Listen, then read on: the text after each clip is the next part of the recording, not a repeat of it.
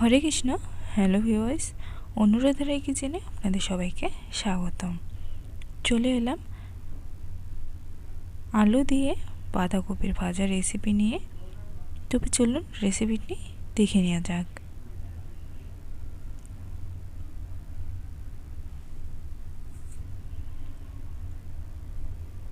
এখানে একটা আমি মাঝারি সাইজের বাঁধাকপি নিয়ে নিয়েছি। বাঁধাকপিটা এখন আমি ভালোভাবে কুচি কুচি করে কেটে নেব। বাঁধাকপিটা আমি কেটে নিয়েছি, এখন ধুয়ে ভালোভাবে পরিষ্কার করে নেব। চুলায় একটা আমি কড়াই বসিয়ে নিয়েছি। পরিমাণ মতো তেল দিয়ে 2টি তেজপাতা, 3 টুকরো দারচিনি, 2টি এলাচ, আমি আরেকটা দারচিনি টুকরো দিয়ে দিলাম, আর দিয়ে দিলাম পাঁচফোড়ন 1/2 চা চামচ পরিমাণে, দিয়ে দিলাম 1 চিমটি পরিমাণে হিংটা দিলে ভালো হয় ফ্লেভারটা, আর দিয়ে দিলাম 1/2 চা চামচ পরিমাণে হলুদ গুঁড়ো। এখন সব কিছু নেড়ে চেড়ে নিব। ফোড়ন থেকে যখন সুগন্ধ বেরোবে তখন আমি আগে থেকে পাতলা পাতলা করে কেটে রাখা আলুগুলো আমি দিয়ে দেব।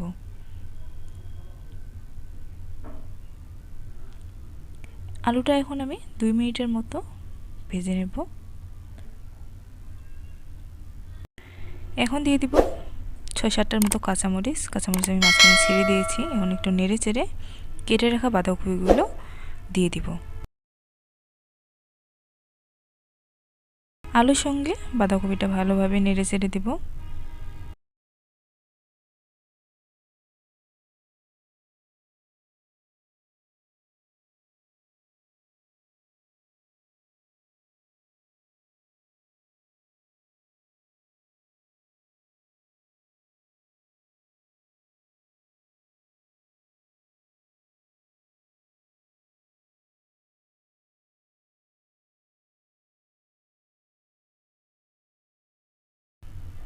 বাঁধাকপি আমি ভালোভাবে নেড়ে চেড়ে দিয়েছি। এখন দিয়ে দেবো স্বাদ মতো লবণ, পরিমাণ মতো দিয়ে দেব হলুদ গুঁড়ো।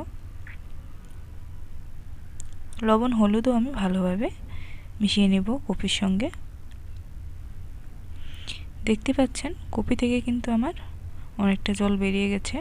এই জলটা দিয়ে আমি রান্নাটা শেষ করব, এক্সট্রা কোনো জল দিব না।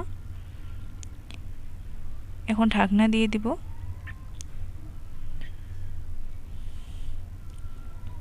বাঁধাকপিটা কিন্তু আমার সিদ্ধ হয়ে গেছে, দেখতে পাচ্ছেন।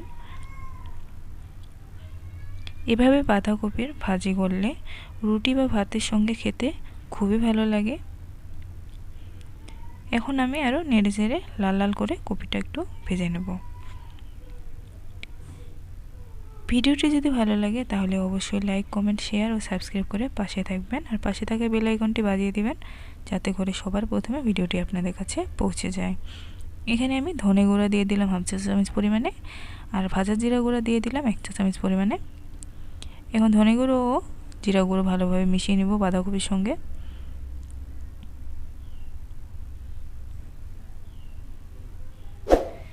দেখতে পাচ্ছেন কপিটা আমি ভালোভাবে ভেজে নিয়েছি। এই ভাজাটা খেতে খুবই ভালো লাগে, আপনারা বাসায় একবার হলেও ট্রাই করবেন।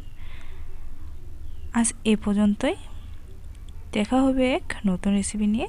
সে পর্যন্ত সবাই ভালো থাকবেন, সুস্থ থাকবেন।